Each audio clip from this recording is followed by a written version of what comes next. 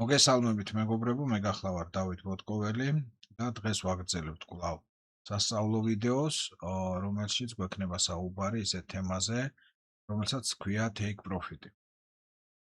წინა ვიდეოში ჩვენ განვიხილეთ stop loss-თან დაკავშირებული ნიუანსები, აღვნიშნეთ სადღაც დადგეთ stop loss-ი, მაგრამ თავარი რაც იყო ამ ვიდეოში, იყო ის, რომ თავარი არის, რომ stop loss-ი იქნას ყოველთვის გამოყენებული, რათა დავიცვათ ჩვენი დეპოზიტი დიდი წაგებისგან.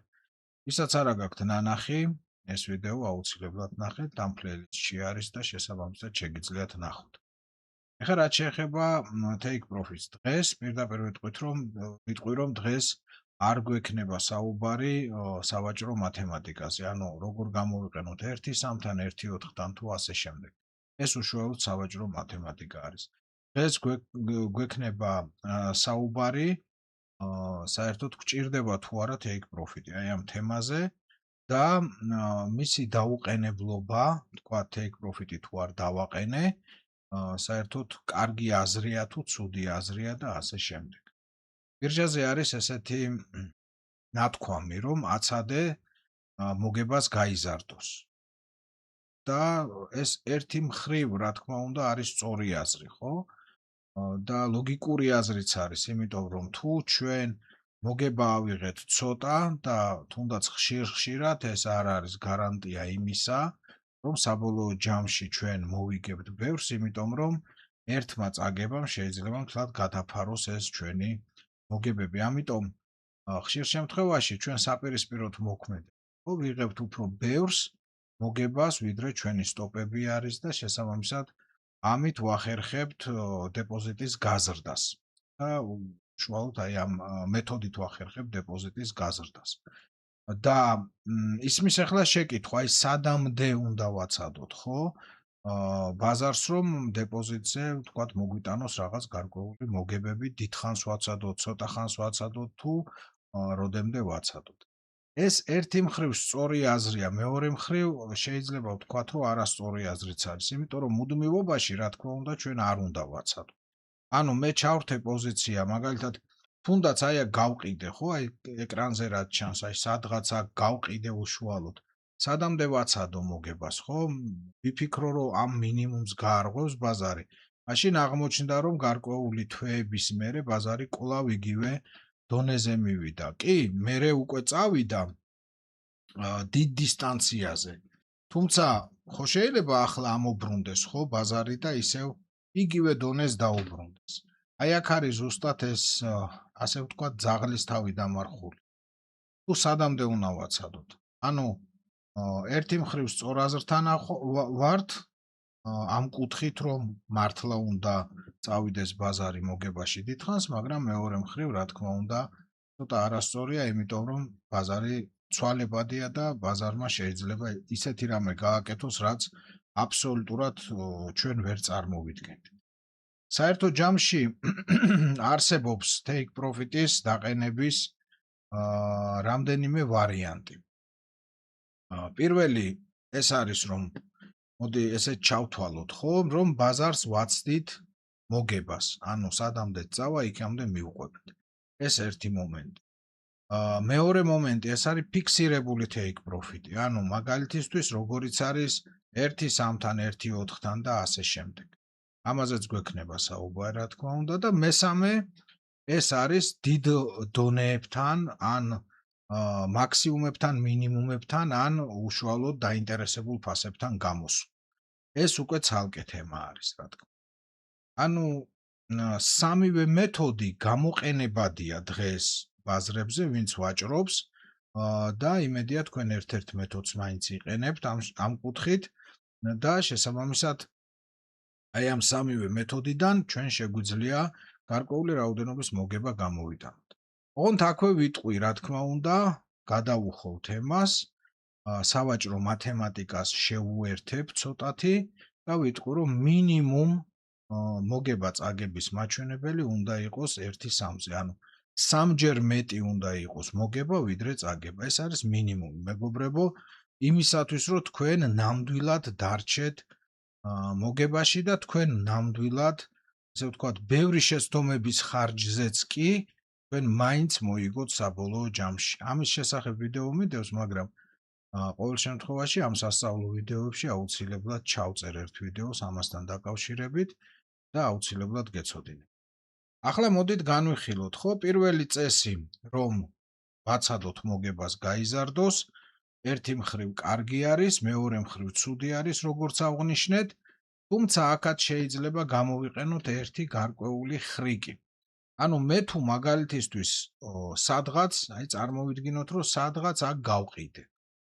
ანუ მე დავინახე, რომ არის თუნდაც ძლიერი ფასი, ბაზარი მივიდა ამ ძლიერ ფასთან, ვერაფრით ვერ გაარღვია, მე შევედი პოზიციაზე. ამ შემთხვევაში, რა თქმა უნდა, არ განვიხილავ, როდის შევედი, რატომ შევედი, რისთვის შევედი, აბსოლუტურად არ განვიხილავ. შესაბამისად, შევედი პოზიციაზე, დავაყენე სტოპი, სადაც უნდა დამეყენებინა და ხედავ, რომ ბაზარი წამოვიდა დაღმავალი მიმართულებით. ანუ მე მაქვს გარკვეული მოძრაობა ბაზრის მხრიდან და მეც მიუყვები, ასე ვთქვათ, ამ მოძრაობას, მაგრამ ისმის შეკითხვა სადამდე, ხო? პირველი რომ არც კი მივიდა რაღაც ფასამდე, რომ აქ ვთქვათ, უკვე მეფიქრა რაღაცა მოხდება, ეს ერთი. მაგრამ თუ ამასაც არ ვიყენებ, ერთ-ერთი მეთოდი, რომელთაც გამოდიან პოზიციიდან ამ შემთხვევაში ტრეიდერები, რომლებიც მიყვებიან უთეიქოთ, ესე ვთქვათ, პოზიციებს მოგებაში, არის, როდესაც ბაზარი იცვლის თავის მოქმედებას. ანუ მაგალითისთვის, აი აქ ძალიან კარგი მაგალითი არის, გქონდა ფლეტი და ფლეტი ბაზარმა ზევით გაარღვია. ანუ ფაქტიურად ჩვენ აქ ბაზარმა გვითხრა, რომ უკვე იწყებს აღმავალ მოძრაობას. შესაბამისად, თუ ტრეიდერი ამას დაინახავდა, ესეთი ტრეიდერი, რა თქმა უნდა, აქ უკვე გათიშავდა თავის პოზიციას და აი ზუსტად ეს მომენტი უთეიქო მუშაობის დროს შეიძლება იყოს გამოყენებული ბაზრებზე. ანალოგიურად, მე თუ შევედი ამ პოზიციაში სადღაც, კიდე სელზე და ვხედავ, რომ ბაზარი მიდის ჩემი მიმართულებით, მე ჯერჯერობით არ მექნება ეს პოზიცია გათიშული. ერთადერთი რის გამოც შეიძლება გავთიშო პოზიცია, იქნება მხოლოდ და მხოლოდ ის მომენტი, თუ ბაზარი გადაარღვევს მაგალითისთვის აი ამ მაქსიმუმს, ხო? და შესაბამისად, ჩემთვის ეს იქნება უკვე სიგნალი, რომ დავთმო ჩემი პოზიცია, ანუ თუ მე გაყიდული მაქვს, აქ უკვე დავხურო ჩემი პოზიცია და შესაბამისად დავაფიქსირო ჩემი მოგება. ანალოგიური არის ყველგან, ანუ თუ გადავხედავთ ჩვენს, ესე ვთქვათ, ბაზარს, ანალოგიური შემიძლია ვთქვა აბსოლუტურად ყველგან, ხო? მაგალითად, შევედი აქ სადღაც სიგნალზე, არა აქ ამას მნიშვნელობა სად, ბაზარი მოდის დაღმავალი მიმართულებით, სად გამოვიდე, ბოლომდე? არა, მეგობრებო, აქ ხედავთ, რომ თლათ ესეც არ არის საქმე, რომ ბოლომდე მიყვება ვინმე პოზიციას, იმიტომ რომ ძალიან კარგად ჩანს, რომ ანალოგიურ ადგილას ბაზარმა შეცვალა თავისი მოძრაობა, ანუ ფლეტი გაარღვია ზევით. შესაბამისად, ზუსტად მაგ ადგილას, როდესაც მოხდა გარღვევა ზევით, იყო ბაზრიდან გამოსვლის მომენტი. ანუ პირველი მომენტი, ესე ვთქვათ, მიუყვეთ ბაზარს მანამდე, სანამ ივლის ერთი მიმართულებით უთეიქოთ, შეიძლება ესეთი იყოს გამოყენებული და თქვენ შეგიძლიათ, რა თქმა უნდა, ანალოგიური რამ გამოიყენოთ. ეს მიღებული პრაქტიკა არის, მაგრამ არა ისე, რომ ახლა მე შევედი და სადღაც დაიხურება რაღაც ძალიან დიდ დისტანციებზე და ასე შემდეგ. ფორექსის ბაზარზე ესეთი დიდი დისტანციები სამწუხაროდ იშვიათია ხოლმე, იმიტომ რომ ფორექსი რეინჯული ბაზარია, შესაბამისად რეინჯში მუშაობა ცოტა სხვა სპეციფიკას მოითხოვს და შესაბამისად ჩვენც რა თქმა უნდა ცოტა სხვანაირად ვმუშაობ. მე პირადად ფორექს ტრეიდერი ვარ, გამოცდილი მაქვს ყველა ბირჟა, მე მირჩევია ფორექსზე ვაჭრობა და შესაბამისად ამ სპეციფიკასაც თავისთავად ვითვალისწინებ. ახლა მოდით ვნახოთ კიდე მომენტები, ხო? გამოვიდეთ ისეთ ფასებზე, სადაც არის მაგალითად დონე, სადაც არის მაგალითად დაინტერესებული ფასი, სადაც არის მაგალითად მაქსიმუმი, მინიმუმი და აქ უკვე დავხუროთ ჩვენი პოზიციები. ანუ ეს რეალური მაგალითი მინდა გითხრათ, უბრალოდ ესე არ დახურულა, ეხლა რასაც შემოგთავაზებთ, ეს ძალიან დიდხანს მიდიოდა ეს პოზიცია, მაგრამ რა თქმა უნდა, ეხლა მაგდენ ხანს მე არ მქონია ესე ვთქვათ პოზიცია გახსნილი, მალევე დაიხურა ჩემი პოზიცია, მაგრამ იყო გადასარევი შესვლის მომენტი, რასაც ახლა გაჩვენებთ და რა თქმა უნდა, უფრო მეტის გამოტანაც შეიძლებოდა ცოტა ხანს რომ ესე ვთქვათ მომეცადა.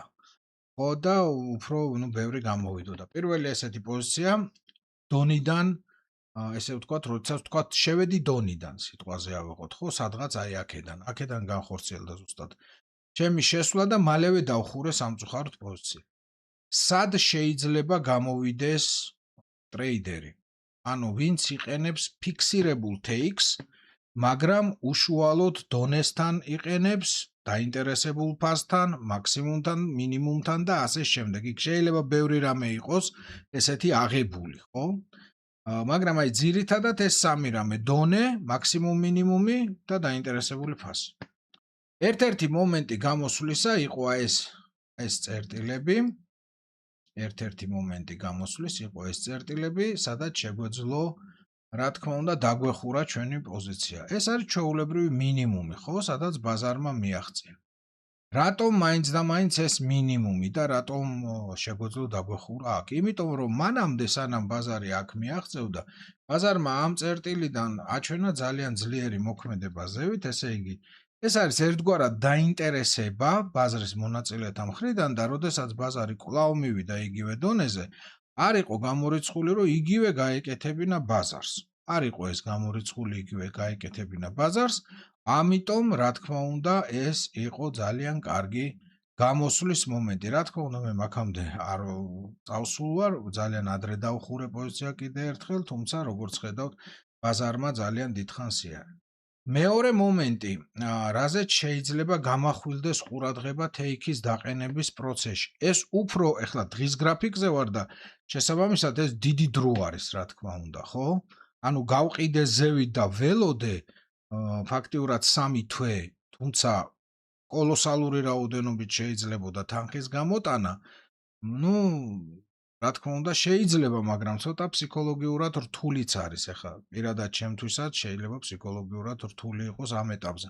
ადრე უფრო სხვანაირად ვაჭრობდი, უფრო გრძელვადაზე და ასე.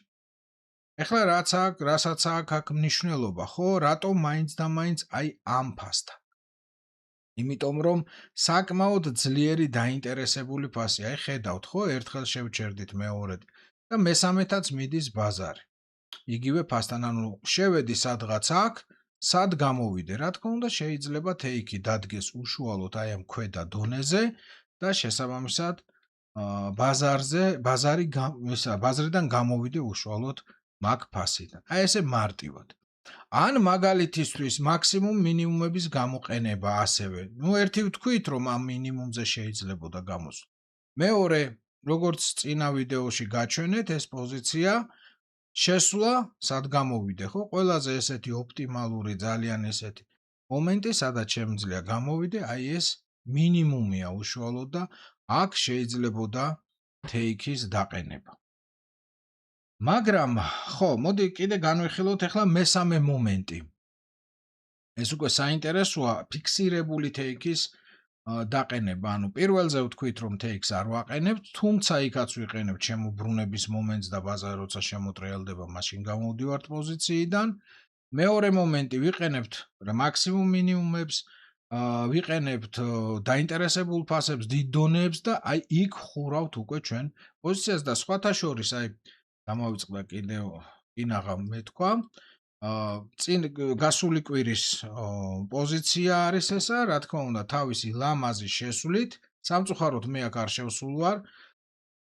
გარკვეული მიზეზებიდან გამომდინარე, ცოტა მოუცლელი ვარ გარკვეულ საკითხებთან დაკავშირებით, ანუ ვაჭრობასთან დაკავშირებით, შესაბამისად, იყო ძალიან კარგი შესვლა და როგორც ხედავთ, ბაზარი ჩამოვიდა ძალიან კარგ დაინტერესებულ ფასთან და შეიძლებოდა უკვე პარასკევს დაგვეხურა ჩვენი პოზიცია საკმაოდ ესეთი კარგი მოგებით.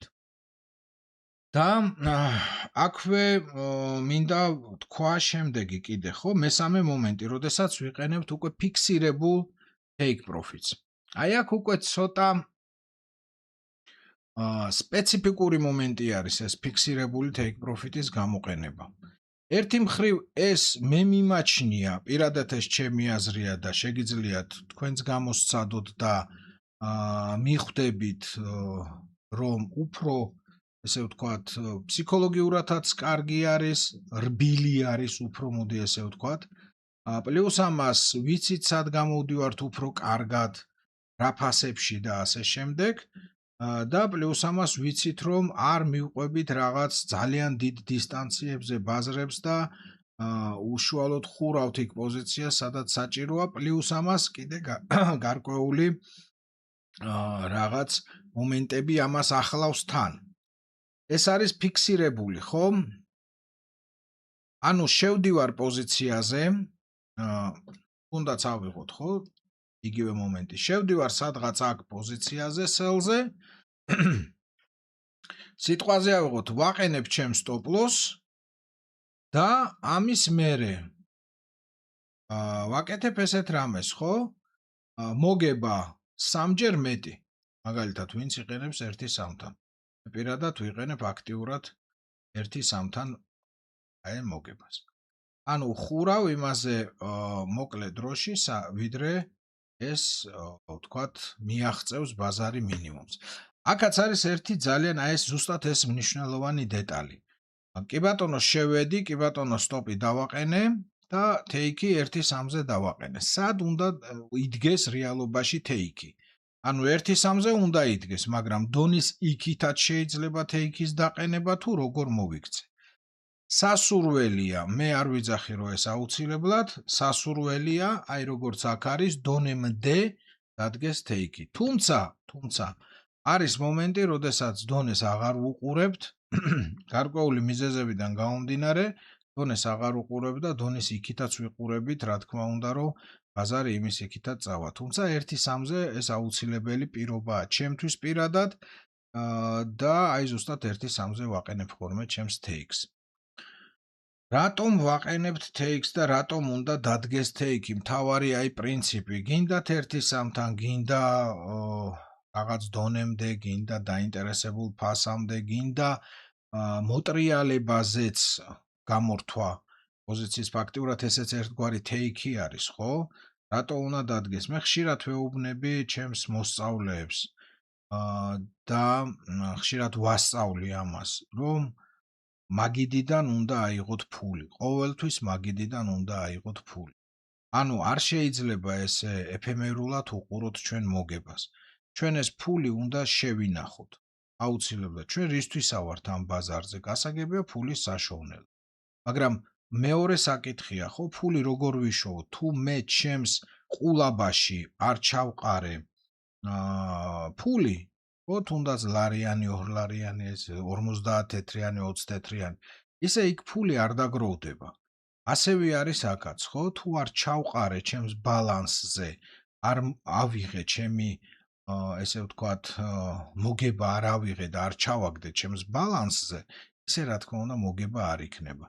გასაგებია რომ უნდა მივსდიოთ ჩვენს მათემატიკას, სავაჭრო მათემატიკას, მაგრამ აუცილებელი პირობა არის ის, რომ ფული იყოს აღებული მაგიდიდან. ეს არის მთავარი პირობა. ნუ ეს პოკერს ეხება, რა თქმა უნდა და ეს ტერმინი იქიდანაა გამოყენებული.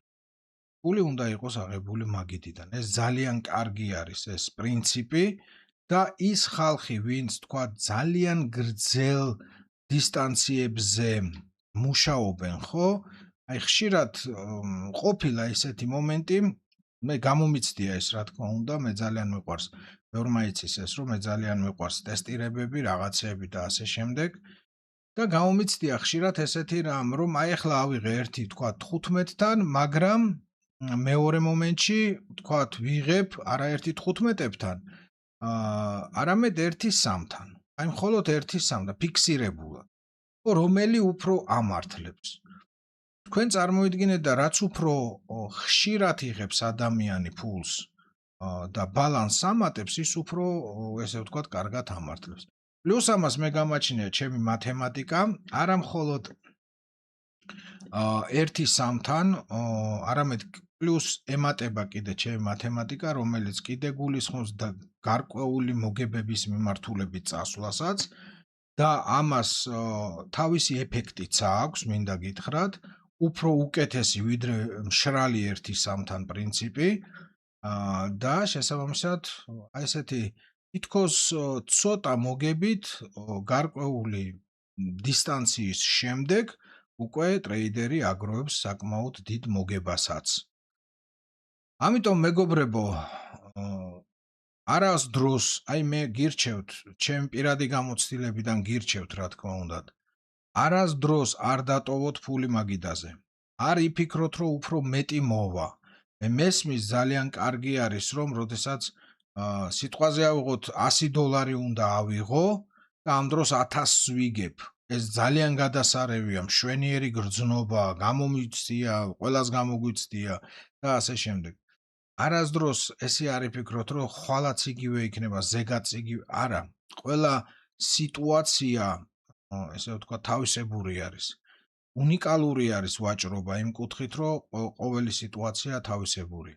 შესაბამისად გირჩევთ, რომ რასაც თქვათ გაქვთ, როგორც გაქვთ უпростоრედ დალაგებული თქვენი მათემატიკა, ზუსტად ისე მოიქცეთ. ანუ თქვენ გჭირდება თქვენი მათემატიკის შექმნაც თავისთავად, ხო, თეიქის დაყენების შექმნაც თავისთავად. შესაბამისად ესე მოიქცეთ, აიღეთ ფული, შეირგეთ მარტივად რო ვთქვათ, და აი მხოლოდ და მხოლოდ მერე იფიქრეთ სხვა დანარჩენზე. აუცილებლად შეირგეთ ფული. არასდროს არ გააკეთოთ ისე, რომ მაინც და მაინც არ დააყენოთ take profit-ი, ან არ იცოდეთ, ვთქვათ, სად უნდა დადგეს თქვენი take profit-ი, ან რა დროს უნდა გამოხვიდეთ ვაჭრობიდან და ასე შემდეგ. იმიტომ რომ თუ თქვენ არ იცით რა დროს უნდა გამოხვიდეთ მოგებაშიც ვაჭრობიდან, ნუ ეს ძალიან ცუდი არის, რა თქმა უნდა. და მეორე საპირისპირო საკითხი, რომელიც ეხება პატარა მოგებებს და დიდ წაგებებს. აქაც მინდა გაგაფრთხილოთ რა, მოერიდეთ ესეთი რამის გაკეთებაც, რომ ცოტა მოგებებთ. ერთი ეხლა რაღაც 1-2 ტრეიდერი გამოჩნდა, რომელიც ფაქტიურად ძალიან ცოტა მოგებებით ბევრს აგროვებს თითქოს და აი რა მაგარია და როგორია და ასე შემდეგ. მაპატიეთ, მაგრამ სტატისტიკა მაინც თავისას იზავს, მინდა გითხრათ. და მოდით ამ სტატისტიკას ცოტა დავექვემდებაროთ, ხო?